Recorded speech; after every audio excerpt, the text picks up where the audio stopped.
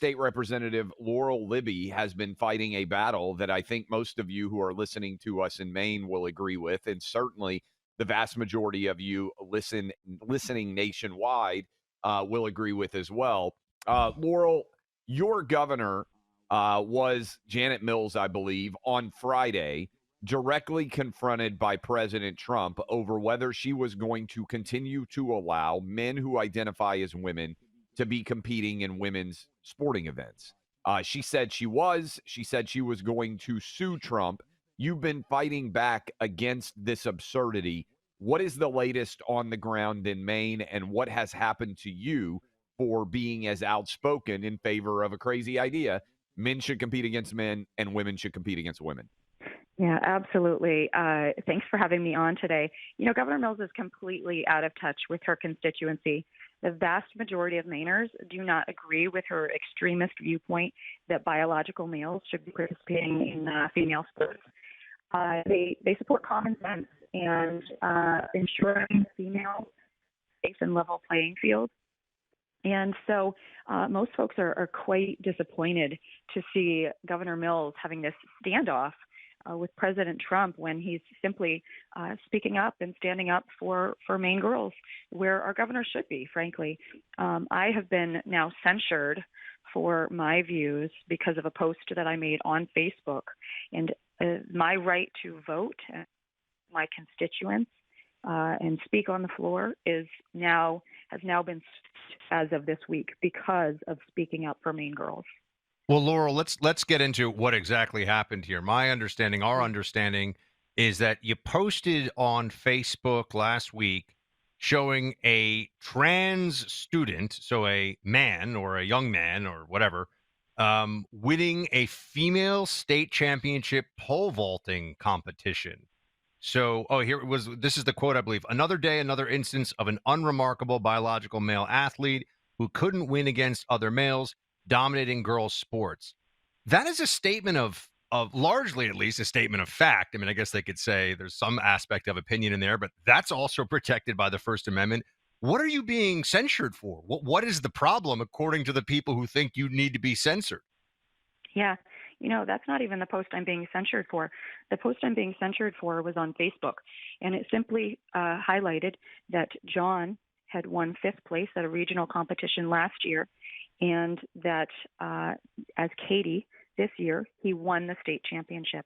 He last participated as a male, as a young man, last year in June, and now this February, he's winning a state championship as a quote-unquote girl. It is absolutely, completely, without question, completely unfair. He has displaced biological females from their rightful place at the top of that podium, and the left are incredibly angry that this has been pointed out and that everyone in Maine and across the country can see that the emperor has no clothes and that this is absolutely going on in our state, and they think it's unacceptable. So let's go into this in particular. Trump lost the state of Maine by 7 points on a political, basis in 2024. He won one electoral vote in the northern part of the state because Maine divides its electoral votes. What percentage, you live in Maine, we've taken a lot of calls from people in Maine, gotten a lot of reaction. What percentage of the residents of the state of Maine do you think agree with virtually everything that you are saying? I think that Maine follows the national 80% polling. And I say that because I've had so much outreach from Democrats. And so I try to be careful talking about this because this is an issue where Augusta Democrats, those in power, are outliers. I think from what I'm seeing that by and large, Maine Democrats, ordinary everyday Mainers, follow these national trends, this 80-20, where 63% of Democrats, 90-some% of Republicans. I think we follow along those lines. It's an 80-20 issue in Maine. I can't tell you how many Democrats I have heard from in our state who specifically identify. They say, I am a Democrat. You are right. We're speaking to Maine State Representative Laurel Libby. And Laurel, let me ask you, why do you think the governor of your state, apart from the ideological adherence to this, right? Are there special interests that she's trying to placate, to your knowledge? Is it are there donors or big NGOs or something that have given her a lot of campaign money? Because it just seems, to your point, it's an 80-20 issue. It's rather straightforward. The photo you shared of the bylaw, I mean, it's a man, okay? It's a young man competing against women. Anyone can see this and realize it is absurd and it's wrong. So is there any outside reason or any external reason beyond ideology that is making in your opinion, making the governor of Maine take this bizarre position? Yeah, I think it's multifactorial. It's certainly catering to their base, which I think is a political error on their part because they're so off. But I think, I think that they just don't think that they can lose. And that's the thing. They've gotten really cocky because, Governor Mills is in 6 years now and has another 2 years in this second term. And the Democrats have maintained a majority for those 6 years, despite the fact that they are flushing Maine down the toilet. This is far from the only extreme policy that has been passed in our state. But this is the first time that I've seen such a significant awakening to how extreme their policies are. And Governor Mills is not used to being challenged by anyone who has the power to actually take action. So this is the first time she is facing a significant challenger to the tyranny going on in our state. So I think there's multiple factors at play here. But I think one of those is just a feeling that they're impervious, which I think is going to be proven very wrong. Would you have ever believed, Laurel, that we would have a situation where the Democrat Party would basically support men who are identifying as women being able to compete in women's sports, and Republicans would say, hey, we don't do this? And to your point, this is not really a political issue. 67% of Democrats agree with that statement. 79%, as you mentioned earlier, this according to the New York Times, of people nationwide. 94% of Republicans. It's hard to get 80% of people to agree on anything.